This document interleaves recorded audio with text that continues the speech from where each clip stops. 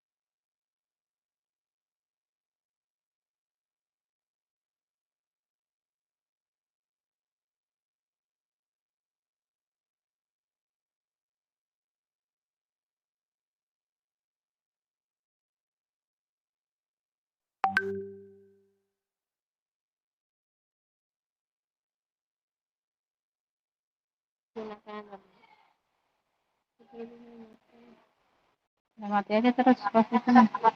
Nggak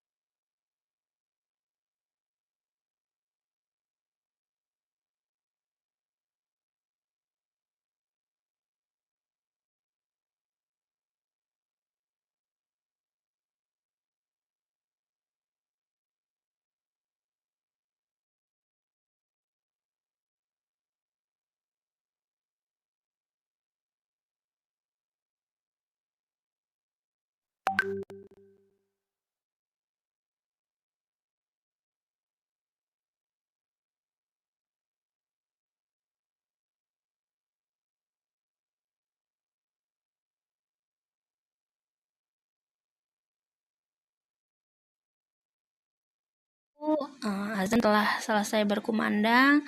Saya lanjutkan untuk memaparkan mengenai budaya positif. Saya ingin berbagi tentang pengalaman penerapan budaya positif dan ingin juga mencoba untuk menerapkan di SDN Jati Asih 4. Semoga apa yang saya sampaikan dapat bermanfaat. Kita mulai saja Bapak Ibu. Mohon maaf koneksi agak sedikit terganggu ya Bapak Ibu.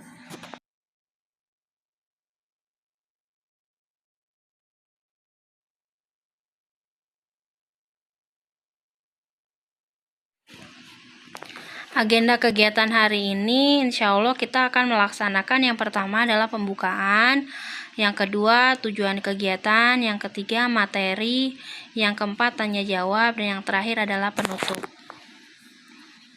Semoga kegiatan hari ini berjalan lancar. Mari kita awali kegiatan ini dengan membacakan basmalah bersama-sama. Bismillahirrohmanirrohim. Yang pertama itu tujuan kegiatan, melakukan pengimbasan tentang materi budaya positif kepada rekan guru dan staf, lalu bersinergi dengan semua komponen sekolah untuk menciptakan budaya positif di lingkungan SDN Jati Asih 4. Budaya positif di sekolah ialah nilai-nilai keyakinan-keyakinan dan kebiasaan-kebiasaan di sekolah yang berpihak pada murid agar murid dapat berkembang menjadi pribadi yang kritis, penuh hormat, dan bertanggung jawab. Selain itu juga budaya positif diharapkan dapat diterapkan di SDN Jati Asih 4. Sekarang kita coba untuk kegiatan imajinasi. Kita kepal tangan kita seolah-olah kita sedang menggenggam sesuatu hal yang berharga. Nanti Bapak Ibu boleh melakukan kegiatan mengepal itu. Setelah itu bayangkan di sekitar kita ada yang mengganggu, bagaimana caranya agar kepalan kita terbuka. Ada yang membujuk, menghardik, mengintimidasi, memarahi, menggoda, menggelitik, bahkan menawari ada uang agar Anda bersedia membuka kepalan tangan Anda. Di sini kita akan belajar bagaimana kita menyikapi keadaan tersebut. Juga mengajarkan kita bagaimana kita dapat memilih keputusan yang tepat ketika pada saat kondisi seperti itu. Kurang lebih seperti itu. Bayangkan Bapak Ibu sedang mengepal sesuatu hal yang sangat berharga, tetapi orang-orang di sekitar Bapak Ibu mencoba untuk supaya bagaimana caranya kepalan itu bisa dibuka. Nanti pilihannya Bapak Ibu boleh bisa membuka, menutup. Nah, di sini ada 3 opsional. Apakah Anda atau B membuka kepalan tangan Anda? Mengapa? Apa alasan Anda? Atau B membuka kepalan tangan Anda? Yang kedua, apakah Anda atau B menutup kepalan tangan Anda? Mengapa? Apa alasan Anda? Atau B tetap menutup kepalan tangan Anda? Yang ketiga adalah dalam kegiatan ini sesungguhnya siapa yang memegang kendali atau kontrol untuk membuka atau menutup kepalan tangan? Nah, di sini kita menjelaskan bagaimana kita sebagai pemimpin untuk menyikapi suatu masalah. Semuanya ada di genggaman Bapak Ibu semua. Keputusan ada di Bapak Ibu semua. Ketika Bapak Ibu ingin membuka kepalan tangan itu, kita melihat resikonya. Apakah yang terjadi positif, apa negatif.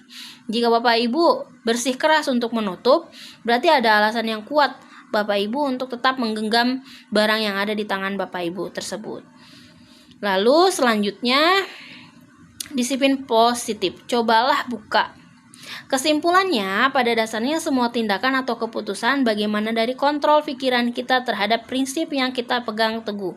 Ketika kita berpegang teguh terhadap pendirian untuk tidak membuka kepalan tangan, maka kepalan tangan pun tidak akan dibuka. Tetapi ketika kita berusaha untuk mempengaruhi teman, kita pun akan dibuka. Lalu selanjutnya yaitu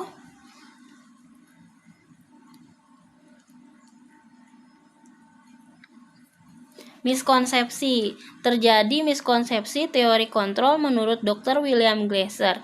Yang pertama yaitu ilusi guru mengontrol murid, lalu ilusi bahwa semua penguatan positif efektif dan bermanfaat, ilusi bahwa kritik dan membuat orang lain merasa bersalah dapat menguatkan karakter, ilusi bahwa orang dewasa memiliki hak untuk memaksa. Jadi di sini ada miskonsepsi bahwa kita sebagai guru merasa selalu paling benar dan semua kendali ada di tangan kita tanpa memikirkan alasan yang terjadi pada siswa. Selanjutnya yaitu mewujudkan sikap disiplin. Menurut KHD, untuk menciptakan murid yang merdeka, syarat utamanya adalah harus ada disiplin yang kuat. Disiplin yang dimaksud adalah disiplin diri yang memiliki motivasi internal, bukanlah motivasi eksternal. Karena jika berasal dari motivasi eksternal, sifatnya hanya sementara, sedangkan jika motivasi tersebut datang dari diri sendiri, akan bertahan dalam jangka panjang. Selanjutnya yaitu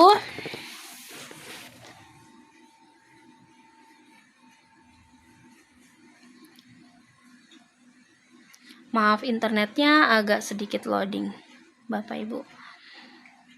3 motivasi perilaku manusia menurut Diana Gessen, yaitu untuk menghindari ketidaknyamanan atau hukuman. Yang kedua, untuk mendapatkan imbalan atau penghargaan dari orang lain. Yang ketiga, untuk menjadi orang yang mereka inginkan dan menghargai diri sendiri dengan nilai-nilai yang mereka percayai. Itu 3 motivasi menurut Diana Gessen. Selanjutnya yaitu kesimpulan. Penerapan disiplin di sekolah harus dilakukan melalui motivasi internal atau karena berdasarkan diri sendiri. Motivasi internal lebih berjangka lama dan membuat siswa makin kuat secara karakter. Hal tersebut sejalan dengan pemikiran Ki Hajar Dewantara yang mengungkapkan bahwa disiplin kepada siswa adalah disiplin diri. Sebab hanya diri sendiri yang mampu mengontrol diri kita, bukan orang lain. Artinya siswa sendirilah yang menginginkan dirinya menaati peraturan sesuai dengan keyakinan universal. Selanjutnya di sini kita akan belajar tentang 5 posisi kontrol yang bisa dilakukan oleh guru. Yang pertama adalah penghukuman. Penghukuman itu biasanya dilakukan dengan nada suara tinggi, bahasa tubuh, mata melotot, dan jari menunjuk-nunjuk dan menghardik. Itu biasanya dilakukan secara penghukuman. Lalu yang kedua yaitu membuat rasa bersalah. Di sini posisi ini biasanya guru akan bersuara lebih lembut, membuat rasa bersalah menggunakan keheningan yang membuat orang lain merasa tidak nyaman, bersalah atau rendah diri. Di sini membuat anak-anak merasa bersalah dengan apa yang dilakukan sebelumnya atau tindakan yang salah yang dilakukan. Yang ketiga adalah teman. Guru pada posisi ini tidak akan menyakiti murid, namun akan tetap berupaya mengontrol murid melalui persuasi. Posisi teman pada guru bisa negatif ataupun positif. Selanjutnya, kita juga bisa mengkondisikan sebagai pemantau. Pemantau yaitu posisi memantau berdasarkan pada peraturan-peraturan dan konsekuensi. Dengan menggunakan sanksi atau konsekuensi, kita dapat memisahkan hubungan pribadi kita dengan murid. Jadi kita memantau sejauh mana apa dan akan yang dilakukan untuk perbaikan anak ketika melakukan kesalahan. Yaitu terakhir manajer. Manajer ada posisi di mana guru membuat sesuatu bersama dengan murid, mempersilahkan murid mempertanggungjawabkan perilaku, mendukung murid agar dapat menemukan solusi atas permasalahannya sendiri. Di sini manajer guru membimbing, mengarahkan apa yang bisa dilakukan. Selanjutnya kita akan belajar tentang segitiga restitusi. Restitusi adalah upaya mendisiplinkan siswa, tapi dengan cara siswa sendiri yang menyelesaikan masalahnya dan membuat mereka bertindak sesuai dengan keinginan ideal yang didasarkan pada keyakinan kelas. Jadi semuanya berawal dari keyakinan yang dibuat oleh siswa yang telah disepakati bersama dalam satu kelas, sehingga anak-anak meyakini bahwa keyakinan tersebut harus dilakukan. Segitiga restitusi itu ada 3 bagian, yaitu pertama menstabilkan identitas, yang kedua validasi tindakan yang salah, yang ketiga menanyakan keyakinan.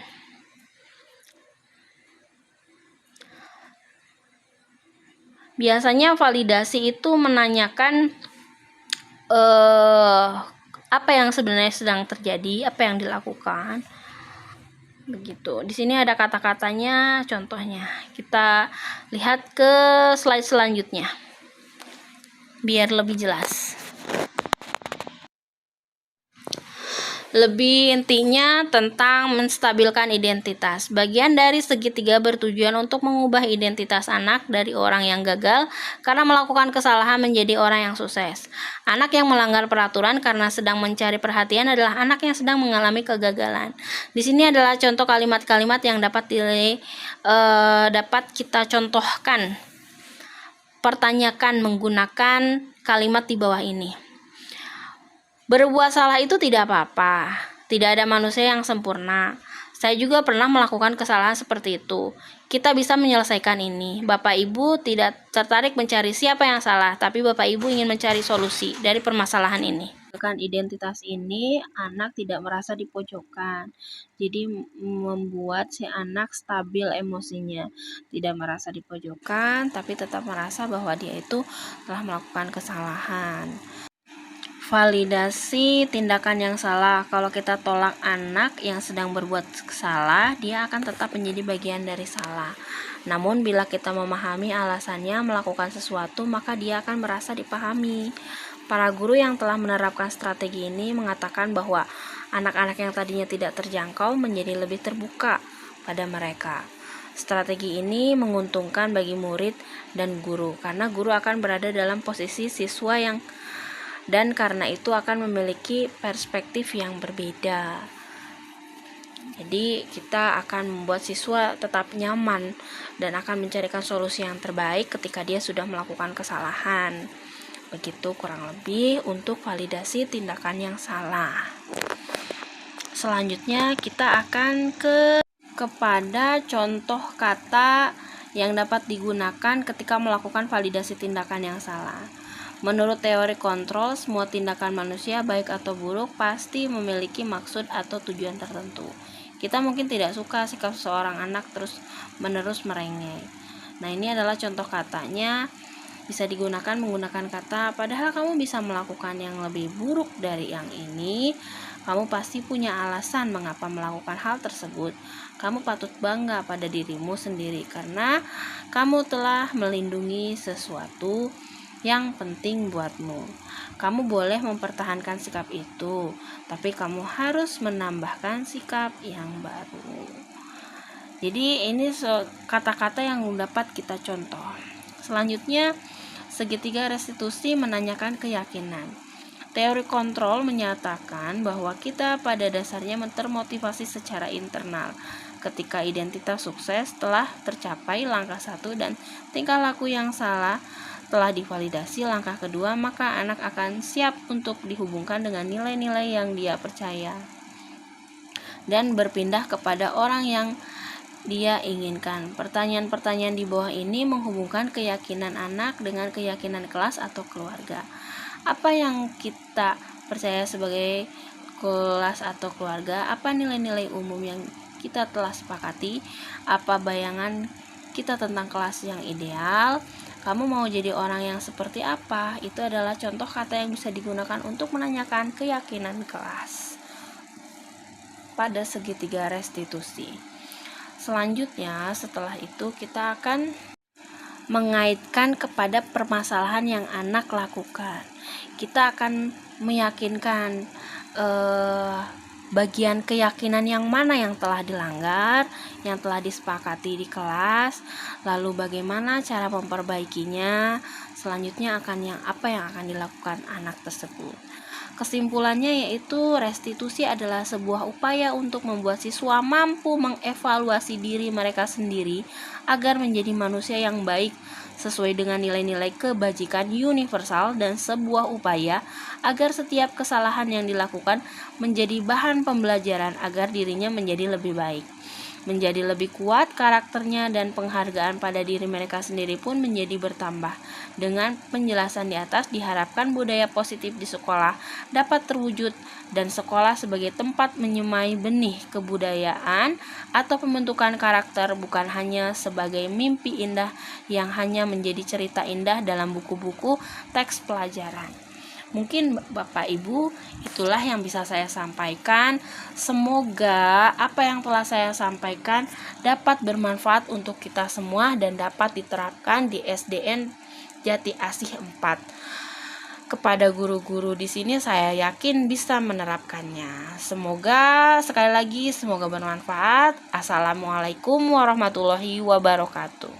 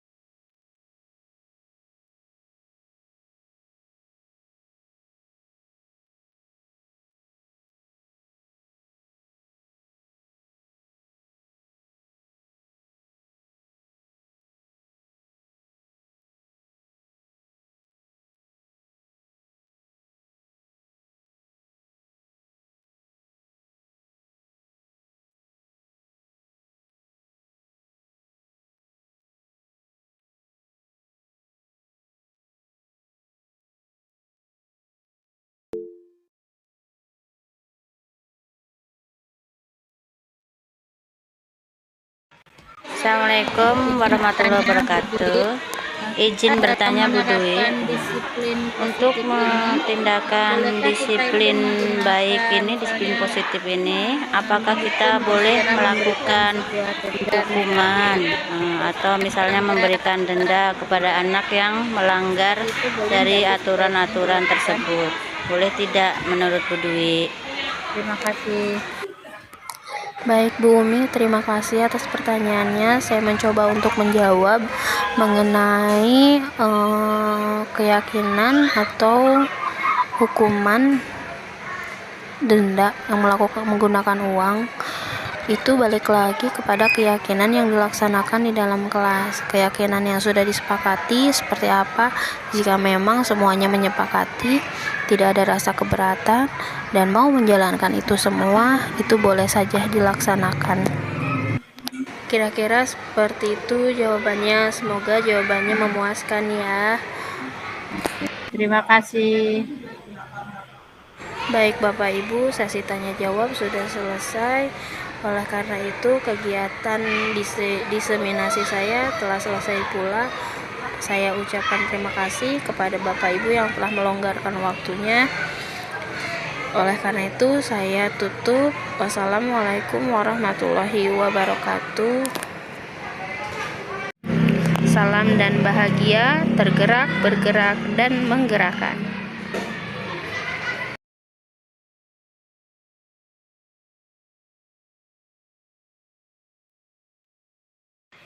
Waalaikumsalam warahmatullahi wabarakatuh.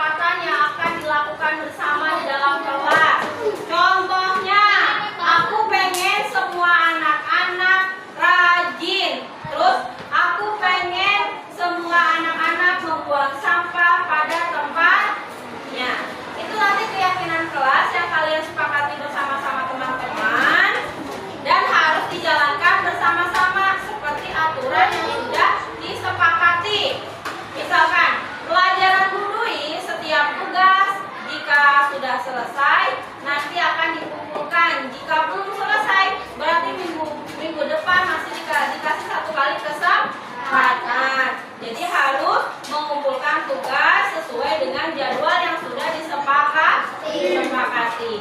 Bu Dwi di sini punya koin not. Koin not ini ada beberapa.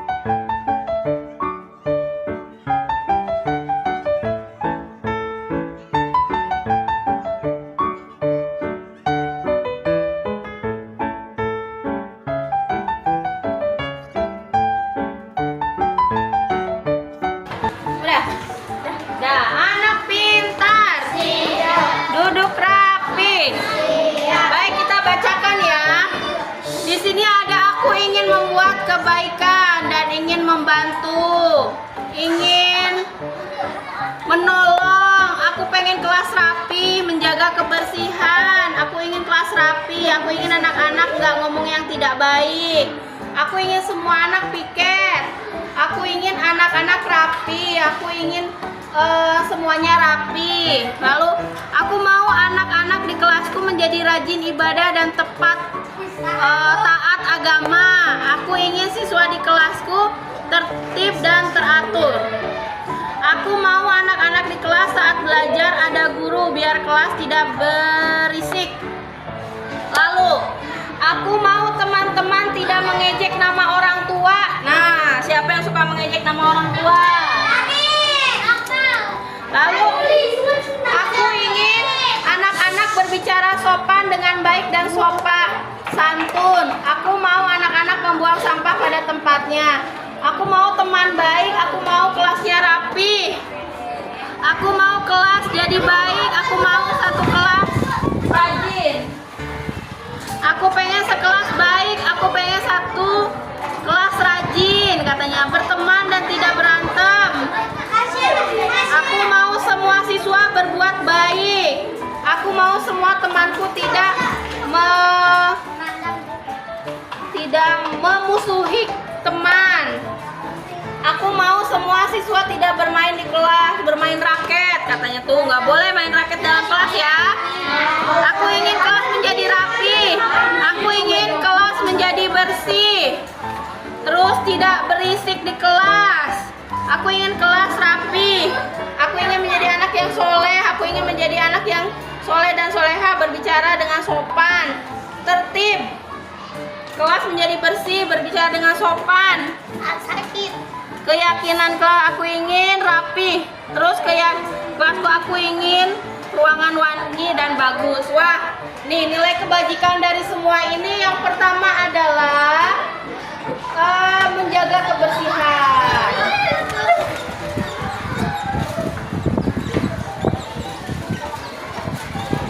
Kedua, tertib atau tepat waktu, tertib. Nomor 3, sopan dan santun.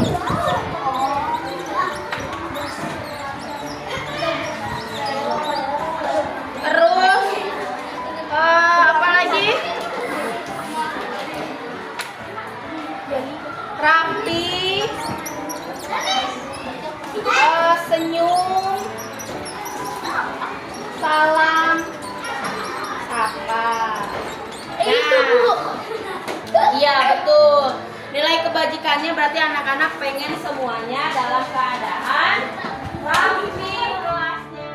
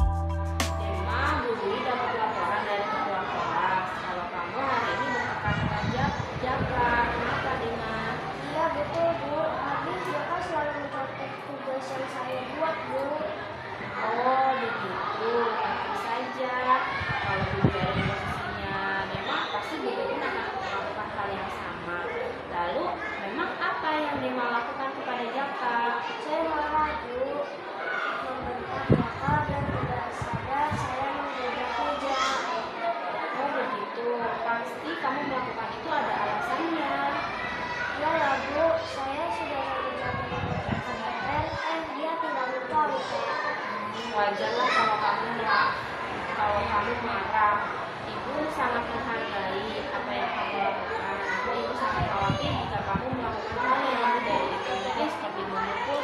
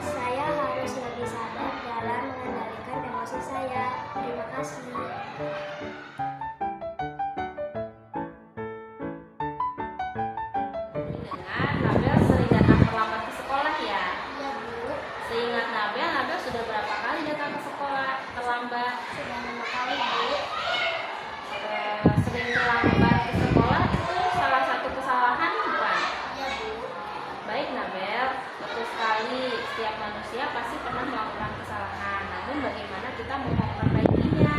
Kita cari solusinya bersama ya. Nabel datang terlambat pasti punya alasannya. Apa sih alasannya kenapa bisa datang terlambat?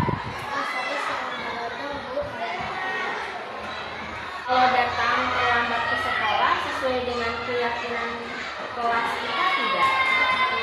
Menurut kamu, keyakinan kelas apa yang telah dilanggar? Menurut Nabel, disiplin itu penting tidak?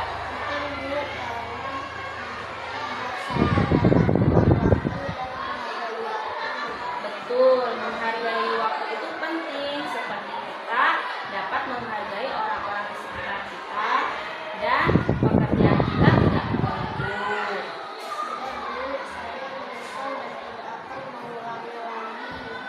Iya Nabel, menurut kamu apa yang akan kamu lakukan setelah ini? Iya, kita sudah menemukan solusinya. Nabel nanti tidur lebih cepat agar besok datang ke sekolah tidak terlambat. Ibu akan bekerjasama dengan orang tua Nabel agar Nabel bisa tidur lebih cepat. Baik, terima kasih ya Nabel. Assalamualaikum warahmatullahi wabarakatuh. Nama saya Nabel Abdul Syarif, kelas 4C. Saya senang berdiskusi dengan Bu Uli tentang kejadian saya. Saya akan tidur lebih cepat agar tidak datang terlambat